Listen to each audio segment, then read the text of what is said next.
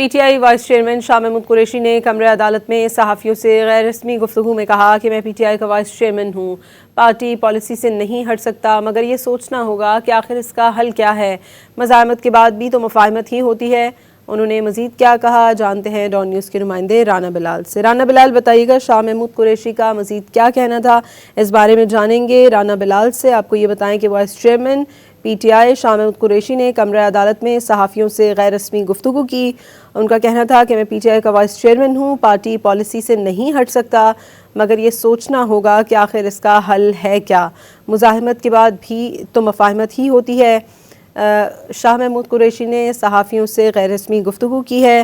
انہوں نے کہا کہ سوچنا ہوگا کہ آخر اس کا حل کیا ہے۔ شاہ محمود قریشی مختلف صحافیوں سے گفتگو کر رہے تھے۔ ان کا کہنا تھا کہ گفت و شنید سے ہی ملک آگے بڑھ سکتا ہے۔